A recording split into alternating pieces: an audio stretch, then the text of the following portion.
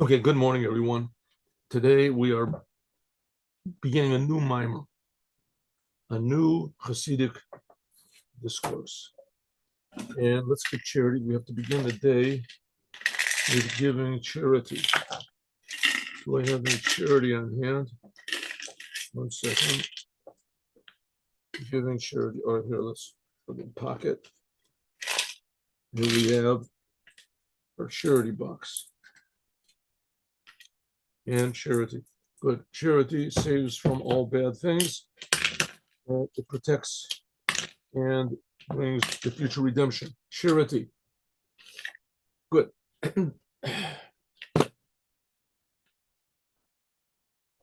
We finished yesterday. We finished for the first 4 days of the week.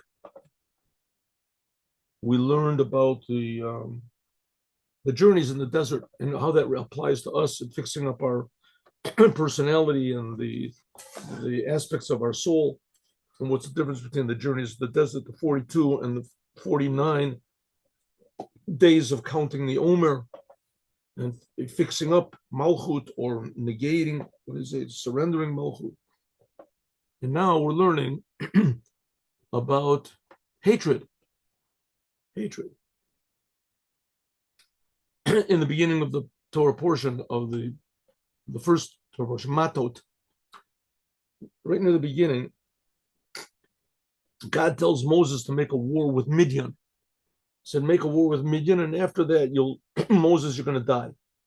Moses didn't pay any attention to the last part about that he's going to die. And he immediately got together with the people and they made a war against Midian. Who was Midian? What was such a bad thing about Midian? So he says like this.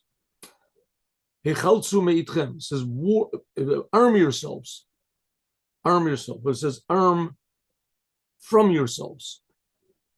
Arm yourselves and go and make a war against Midian. Tzarech lahavin, we have to understand, the Havel member should say, Yechaltzu, they should war. Wasn't Hechaltzu? Be. Hechaltzu means be armed. Should say they should. Ki Hechaltzu, it implies kulachem, means that everyone should be armed. And here it says only some of them should take up arms. I don't mix us. Only a few of them. And it explains how many Jewish people were. 600,000 Jewish people, 600,000 plus Jewish men of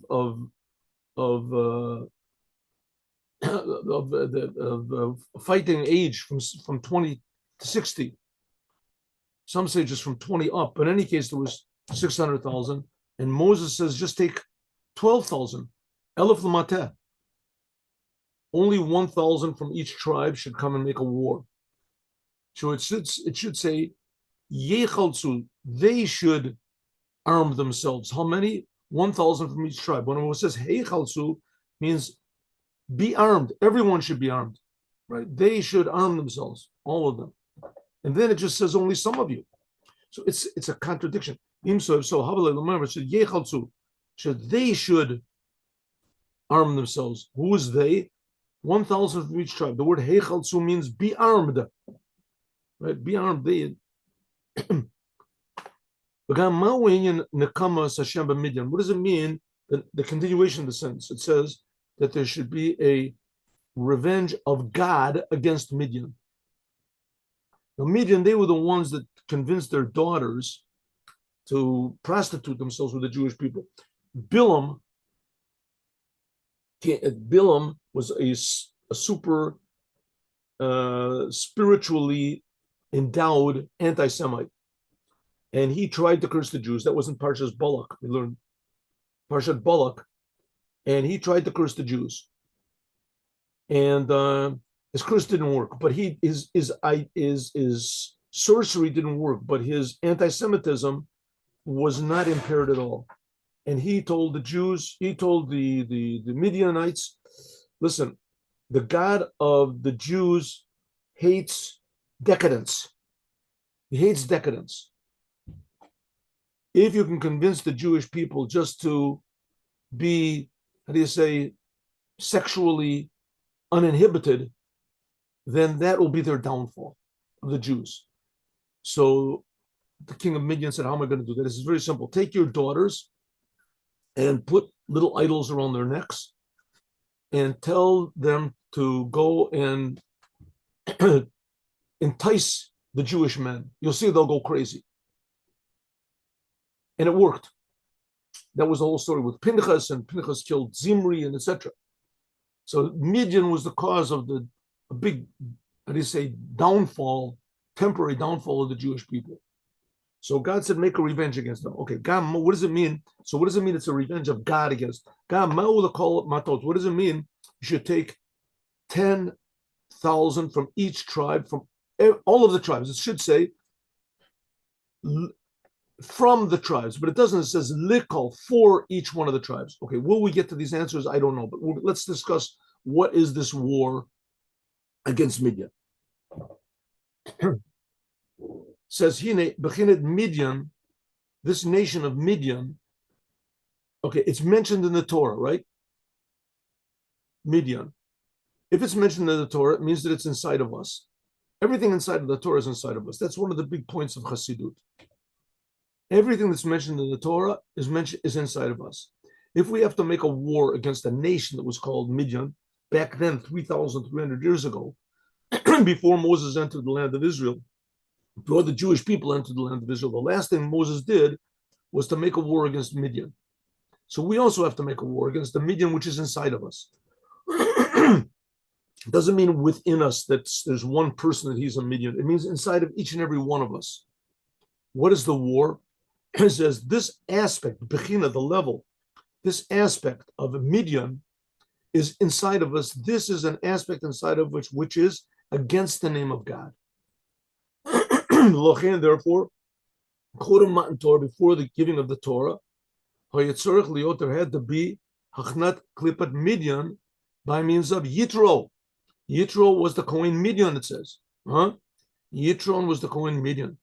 And it says that by means of Yitro, who at that time was a non-Jew, he was like the king, the high priest, the pope of idolatry. He knew all the idolatry in the whole world. And he saw there's a thing called the Jewish people. He investigated, what's this? I never heard of such a thing like this. What is Judaism? I know all the other idolatry. And he looked and he saw the Jewish people. He heard that there was the splitting of the sea and that there was Amalek came and the Jews won. So he said, now I know. Now I know that the God of the Jews, he's the one. That's the one I want to serve. That's what it said. So Yitro, he began a little bit of the weakening of this spiritual power, which is called Midian. Back then it was an actual country. Now it's an actual aspect of our souls. What is this aspect? What is this? What's so important that we have to fight against this? So Midian is not lust. If that's one of the tricks that they used, right? That certainly is enough to how do you say, weaken the Jewish people. It's not lust and it's not fear. It's what is it you'll see? Look at the rabbi say, the time when the Jewish people got the Torah, almost all the nations in the world got together. And it says that they all went to Bilam. And they asked Bilam, what's going on? All the nations in the world. And Bilam was like a super spiritual person. He knew exactly what was going on in the whole world without newspapers, without anything. They said, what's going on with the Jews got out of Egypt? What's going on? And now the Jews got the Torah in Mount Sinai. Omru said, and that's what Bilam said to the world. He said, Hashem ozla moiten. He said, God gave the Torah to the Jewish people. And everyone said, God gave power to the Jewish people. Hashem Yavorech et amo b'shalom. God has blessed his people with peace. Like the rabbi says, Sha'osaka Torah, that learning Torah makes peace. The Palmil Yishamayla in the hosts of heavens above, ubepamilia shelmata, and in the hosts of people below.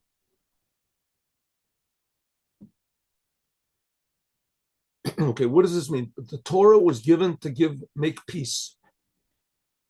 What does it mean to make peace? Why is it so important to make peace? What does it mean to make peace in the upper hosts and in the lower hosts? What does it mean?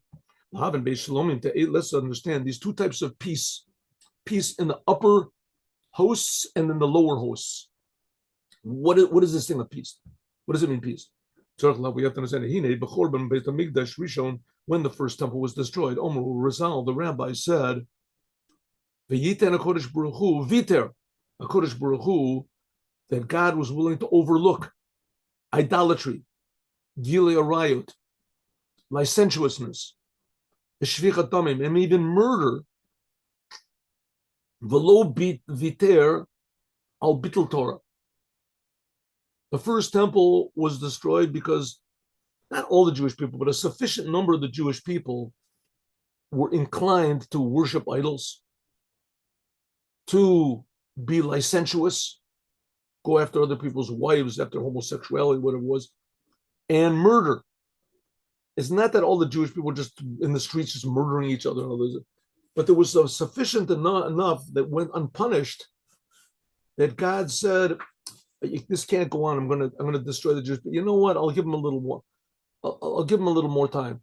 V'lo viter al bittul Torah. But the fact that the Jewish people were not learning the Torah, God said, okay, when I add the fact that they're not learning Torah to all the other three, that's too much.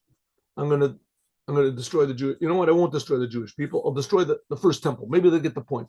I'll never destroy the Jewish people. God said, I'll never destroy the Jews. After the Jewish people worshiped the golden calf, and after hearing directly from God that it's forbidden, it's the second of the 10 commandments, don't worship idols, and they did it just 40 days after they heard it directly from God. They didn't hear it from Moses, they heard it from God.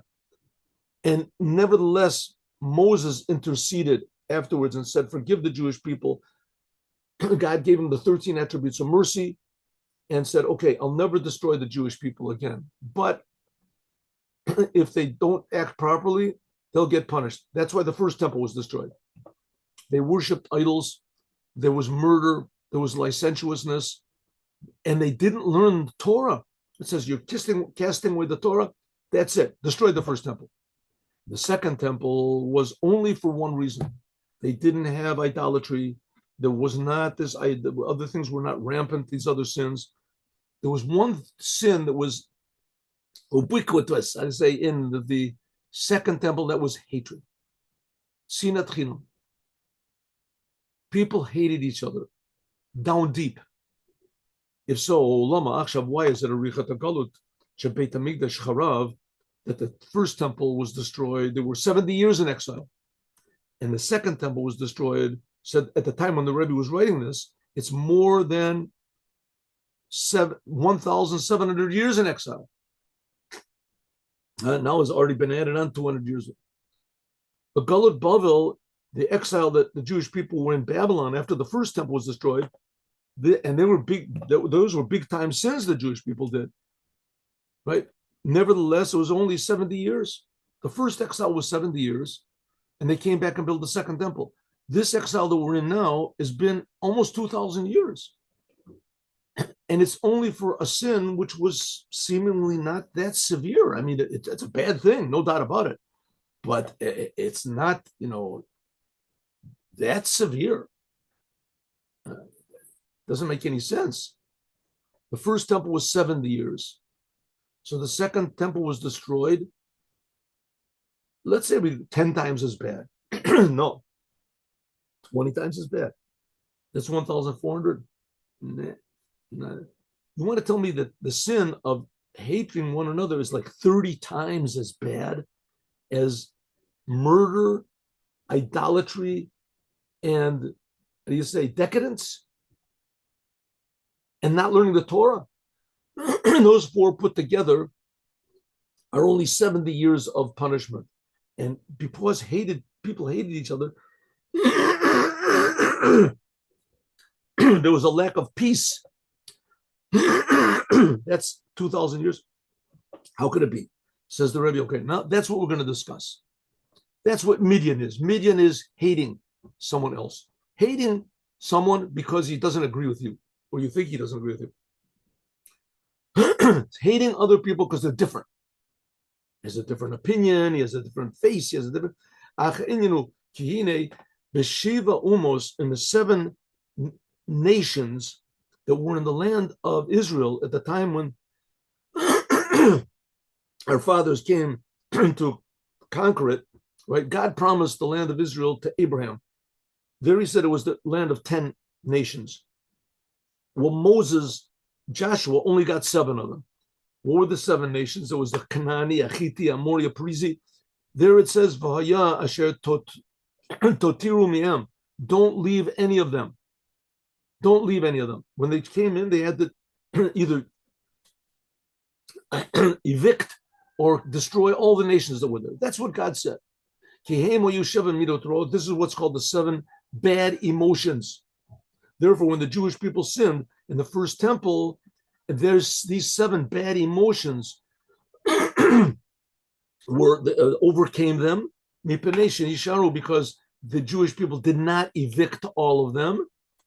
Therefore, there was 70 years to fix it up. 7 times 10. Here we go.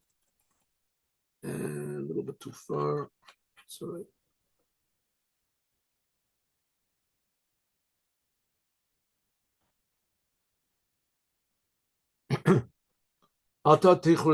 Don't make a covenant with these 7 nations that are there. But the Jewish people did not listen. And therefore, the Jewish people lost control of their emotions. And because they lost control of their emotions, so because of the chesed, let's say, so they went after all sorts of carnal desires. And because of gevura, they went after murder. And because of tiferet, that went off control, so they went after idolatry. And because they were lazy, whatever, malchut, whatever in the aspect you want to say, they didn't learn the Torah. So therefore, they lost control of their 7 emotions. Therefore, the exile of Babylon was 70 years, corresponding to that. By means of that, it was fixed up the 7 bad emotions we talked about, each one 10 years, because each one of them included 10. That's the way the emotions are. That's the way the sfirot are. So therefore, the first exile was 70 years to fix up the 7 bad emotions. If you remember, the beginning of this week, we talked about the 42 journeys. That was 6 times 7 to fix up the 7 emotions, the 6 aspects of the 7 emotions. That's what we talked about. And we said counting the omers, the 7 aspects of the 7 emotions. The emotions, that's our personality. And that's how we express ourselves. That's who we are. Our the things that pull us, the things that drive us. Love, power, etc. That's the 7 emotions. Chesed, gevura, tiferet. The Jewish people did not fix these up in the first temple. Therefore, the exile was 70 years so that they would fix it up. But in the second temple, these bad emotions were already fixed up. They didn't have so much sinning in these obvious bad character traits. What was their problem? Something that was much more subtle. Sinat chinam, hating others.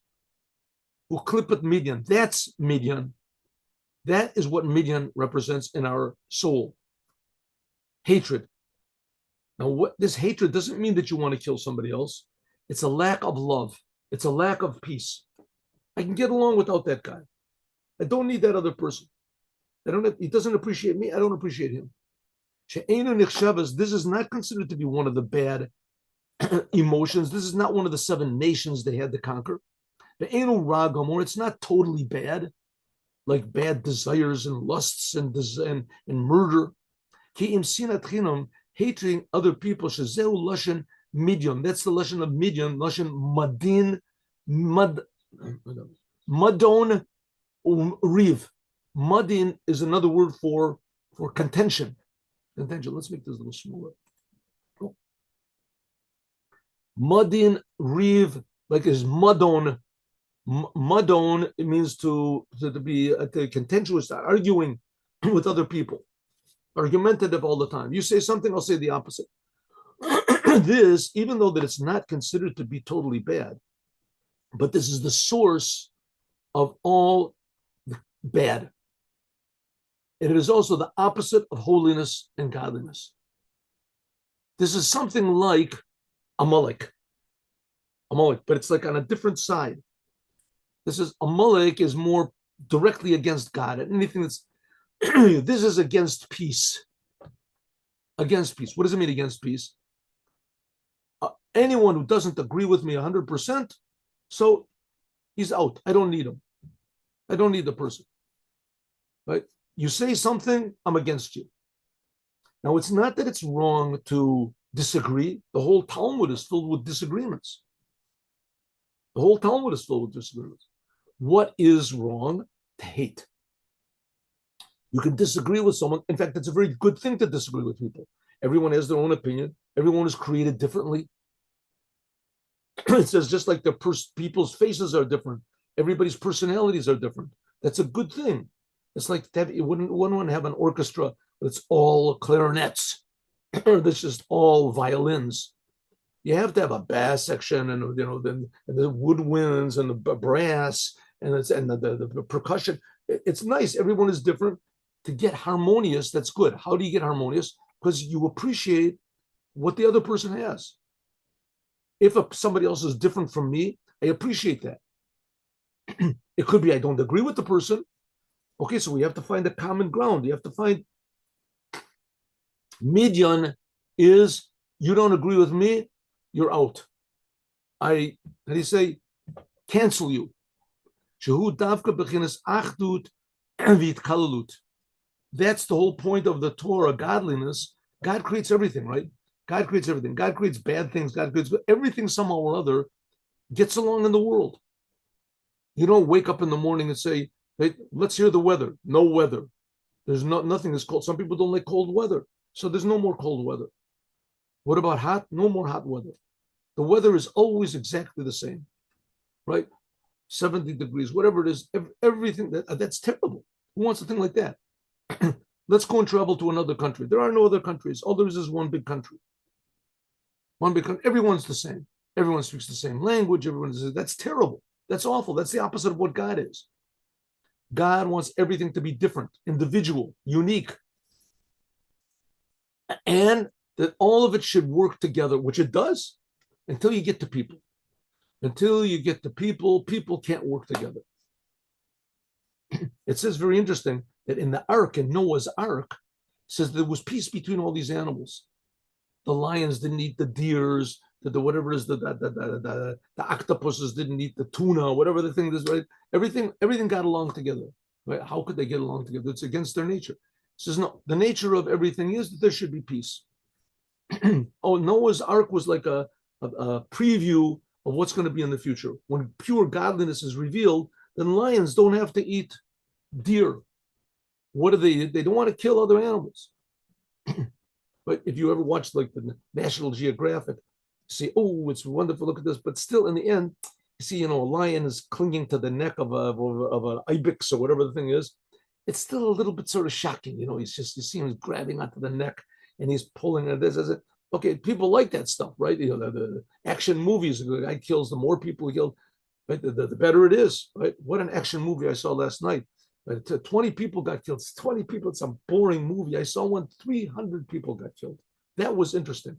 I saw one that 1,000 people got killed. 1,000 people didn't see every individual get killed individually. I saw my mood. People like bad things. Why? Because the world is not the way it's supposed to be. The world is not the way it's supposed to be. Like boxing, guy hits the other guy in the head. This is wonderful. What a job. He scrambles his brains up. Everybody enjoys it. Right? That's not the way the world is supposed to be.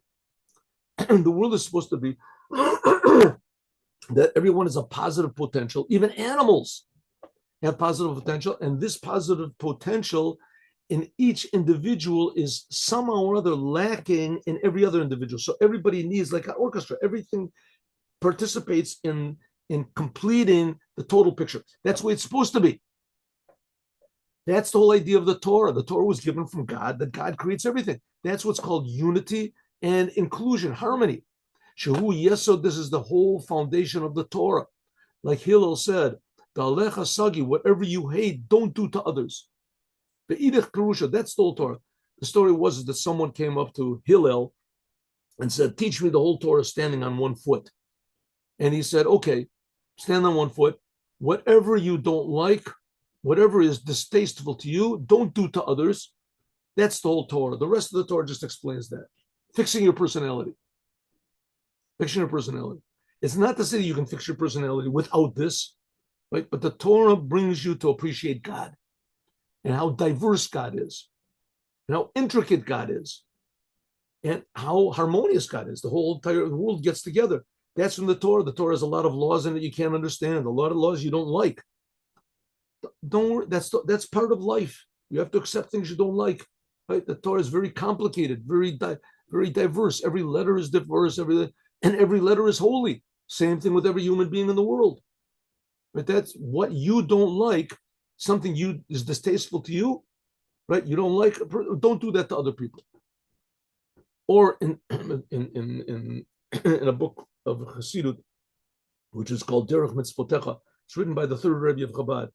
He said that here Hillel was asked a question and he gave the most vague answer possible.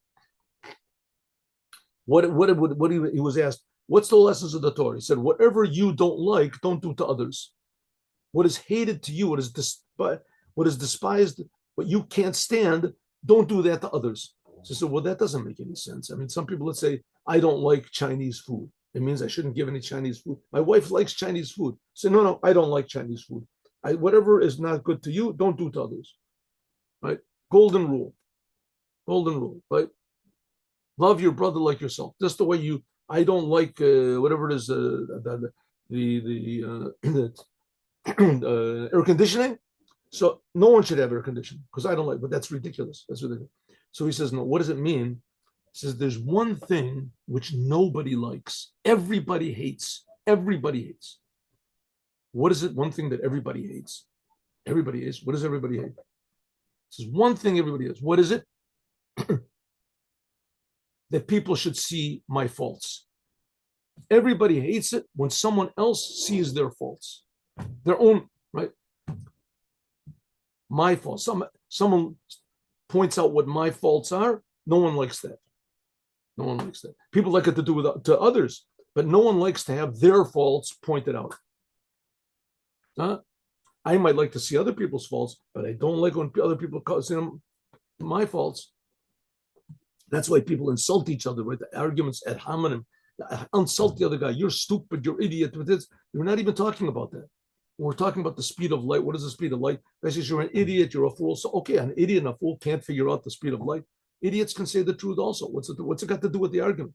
It says no. You say something bad about me, I don't think logically anymore. I'm not even arguing about the speed of light or whatever the topic is.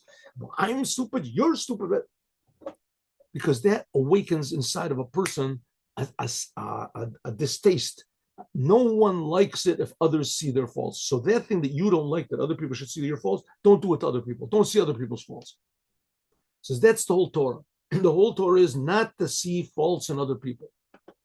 Hainu shehud mishum, because the kach that's by God. God is one. God is true oneness. God is true inclusion of all opposites. It says God and his vessels are all one. Hua Yodea, God is knowledge. God is the knower. God is the knower. God is knowledge. Usually a person, like you're holding on to something right here. I'm holding on to a cellular phone. So there's the cellular phone, and then there's me, and then there's the knowledge that joins us together. Right? It could be there's a cellular phone, there's me, but I'm unconscious. Right? I'm asleep. I don't realize. It could be that I'm conscious, but there's no cellular phone. Right? It could be that there's a cellular phone and I'm conscious, but I'm in a different room. I'm not here. There has to be three things. Well, by God, it doesn't work that way. By God, the world God is creating, the world is not separate from God. God is the known thing. He is the knowledge, and he's the knower. It's all one. All oneness. Not three separate things. You can't separate them. God is the knower. He's the knowledge. That's what it means that God is one. When we say that God is one, it doesn't mean that God's essence is separate from the world. Shehu Nikra Yachid, that God's essence being separate from the world, that's true. God existed before the world. That's called God being unique. Yachid, he's alone, unique. When we say that God is one, it means that God is one. He unifies all opposites. Echad b'zayin rikim of oretz. The word echad, that God is one, this hints at one, and chet is 8. That's the 7 heavens and the earth, and dalet is the 4 directions of the world. So all these opposites, and this corresponds to bechinat 7 midot, all the different aspects of God, that all of them are negated to the oneness of God. The 7 heavens, that refers to the 7 aspects of God. They're all united to God's oneness. That's what God is. God unites all opposites. He's creating the whole entire world, and it's all one big creation, and it is one with the Creator. If so, bechinat midyon, this aspect of midyon, v'nargan mafrid, it's a sentence in Proverbs. It says that arguments separate. Who meneged l'shem Hashem. If so, that it comes out that this separation, that I can hate someone else, that I'm separate from him and he's separate from me, this is the opposite of the name of God. Shu echad, God is one. Shagam kol midot ha'ipchim, all of them, they are kulam mitachdim, they are negated in the light of God. If so, galut zeh, this exile that we are in now, which that is a result of this hatred of separateness, of division. He tikun, this is fixing up this hatred, bechinas sinat chinam. And like I say, everyone is different. That's good that everyone is different. To recognize that people are different is good. And that I don't get along with people, that's also okay, but not to hate. That I don't get along with someone else is because my personality doesn't fit with his personality, with their personality. Okay, I don't like people that are loud. I don't like people that's good. But it doesn't mean that I hate them. It means that right up to now, I can't get along with that person. It's not that I hate the other person. That's why this exile is such a long time. Why? Because it's very difficult to fix up. Not only that, a person, if I hate somebody else, I always think it's the other person's fault. That's why I hate them, because they're not right. It's my fault that I hate this person. He's a big loudmouth. The guy said he's disgusting. I can't stand the person to be around him. He always has to have attention. I hate the guy. Oh, no. That you're right, that he's got bad character traits. He does bad things, and he's even a thief, and he's a liar, and etc. Okay, keep away from it. It means that he has problems, but the person himself that's inside that person is good. The same thing with yourself, right? A person like a person saying, "I am an addict. I am a criminal. It's not you. You have a problem with addiction. I have a problem with criminality. I have a problem with stealing." But the I is always good. The I is always good. That's what you should see in the other person, is the I, that God is creating them. Like we said, love the briot, love the creations. If God is creating them, there must be something good there. But that's like, for instance, it says, there's a Mishnah at the end of the first chapter of Makot, and it says that there's a death penalty. In Judaism, there's a death penalty. And it says that if there was a court that implemented this death penalty once every 7 years, and some people once every 70 years, then that was called a hanging court. It was called a cruel court. A cruel court. In other words, there is a death penalty. Sometimes you have to wipe people out, right? You have to completely kill them. They're irreparable. Irreparable.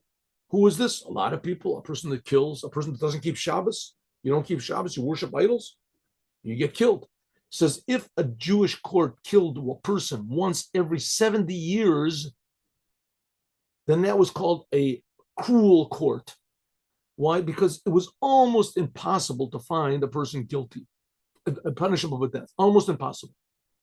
The criteria were so exact. You had to have 2 witnesses, and he had to do the crime. You have to warn the person. He has to do the crime immediately after he's warned, and he has to admit, yes, I understand. I'm going to be punished by death, and that's why I'm doing it. Almost impossible. Rabbi Akiva and Rabbi Tarfon said that if they were in the time of the Holy Temple, they lived right after the destruction of the Second Temple. If they were in no one would ever get killed. They would find, why not kill the person? What's wrong with killing him? The person did a crime, says God will take care of it. But your job is you have to find something good in everyone. Even these criminals, right? You have to, if the guy's a danger to society, something like that, okay, so they put policemen on him, they do something with it. That's what the rabbis say. Rishonim shenidgalu avonon. Therefore, there's something good, and you have to try to find something good in everyone. That's the harmony in the world. That's what it says, that the first people, that their sin was revealed, their sin was revealed. It was an obvious sin, right? There was murder, there was idolatry. A person knows if he murdered, he knows if he's worshiping idols. He couldn't hide it, he didn't want to hide it. So that their sin was revealed, so therefore their punishment was less, only 70 years. That was Ragamor, was totally bad. They could see it, it was revealed. Therefore, they could do tshuva on idolatry immediately. Okay, I won't worship idols. I realize I made a mistake, which is not the case. The last ones, their sin is not revealed. That was the sin was hatred. Each person, he makes a mistake, he fools himself, he excuses himself, and he says that I'm doing a sin, I hate the other guy. It's his fault, he's so terrible. And he really is terrible. The fact is, he is terrible. So therefore, I can hate him, such a bad thing. He says not. Why? Because good, you only see the bad. You're not looking at the good. And not only that, the fact of the matter is it feels good in some weird way to hate people. If you hate people, you feel more secure. The world is a little bit more secure. I know the people that come from this country, they're bad. The people that come from that, they're lo nidgala katsam. Therefore, the exile was not finished because lo mitchartim, they don't have any regrets. I should regret that I hate this other person. He should feel bad that he's such a bad person. It says therefore, the fact is, yes, he should feel bad, but that's not your business. Your business is don't hate. You want to correct the other person. You want to say there's something wrong with it. So talk to him. Talk to him. Say, listen, you're doing something wrong. The guy tells you to get away. He's going to punch you or whatever it is. Say, listen, what can I do? Right? Maybe I'm wrong. Let's talk about it. Okamo, like for instance, Lavarero Pasolos, Adak, like for instance, to get rid of very fine, what is it called, sediments from wine or something, you have to take a long time. Mina pasolat agas, shehu nikar, shlekal shehu pasolat.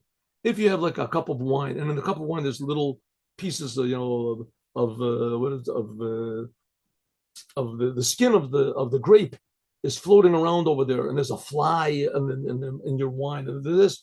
So what do? You pour it through a strainer, and you get rid of it, right? You get rid of it, and now you can drink it. You want to strain it twice, you strain it twice. But what if there's little tiny flecks inside of the wine? You put it through a strainer, they come through. Put it through a finer strainer, they also come through. Say, listen, I'm already thirsty. Maybe I'll just drink it the way it is. What are you talking about? Look at those little flicks in there. Let's get a smaller strainer. You take a smaller strainer, but I can't get rid of it. Maybe bring me another bottle. We haven't got any more wine. So you have to strain the thing 100 times, and there's still little tiny flecks that float up from the bottom. It takes a long time to fix it up. Also, the same thing, for instance, in the Gemara. In the obvious laws of the Talmud, for instance, you don't have to look into it so much. Kisha Orev Asar, for instance, that you know that a crow is forbidden to eat, and a pigeon is permissible to eat. You can think, is this a pigeon or is it a crow? You look, you see immediately. But if there's laws that are very delicate, you can't see so clearly that it's forbidden. You could take pages and pages and pages, whole tractates of the Talmud, in order to figure out what is the answer to this problem. Very delicate problems. Yoter bepilpul ve'iyun, looking into it very deeply. If so, if not, mekirim. Then afterwards, makirim shu asur. Then you can find out that it's forbidden. Similarly, tikunu bira avon sinat chinam. Same thing, fixing up the sin of hating other people. It's not considered to be so bad. I'm a religious Jew. I do Torah. I keep commandments. I give classes. I have pupils. Everyone's praising me, right? Praising me. Well, what about this person? That guy, he should drop dead. Ooh, how did you say that? What do you mean? I know what he does. I know who he is. I hate the guy in this. Oh, If so, what happens? It ends up that I'm wonderful. I give classes and I inspire people and this, but I hate somebody. It says, in a way, that's worse than murder. Why? Because murder, you catch yourself, wait, what have I done? How could I have done anything like that? But hating somebody, you don't say, wait, what have I done? You say, what have he done? What's he done? It's not considered to be bad. The reason I hate him is because I'm supposed to hate him. If so, on this, you have to have a long time. That's why we're 2,000 years in exile. Okay, says the Rebbe, but 1 second. I mean, after all, come on, let's okay, it's harder to clean up the sin, but it's not such a dangerous, terrible thing, right? Killing people, worshiping idols, that's really, you kill a person, it means there's one less person in the world, one less personality in the world. The uniqueness of that person is gone. That's a big sin. To worship idols, it means that I'm denying that God is creating me, that God is providing for me. I have to worship something else, someone else, something else, a partner of God. That you can understand. That's selfish. It's terrible. Right? The same thing with licentiousness, right? I have relations with somebody else's wife, so no, I don't know who my children are. Who my son might get married to his sister, right?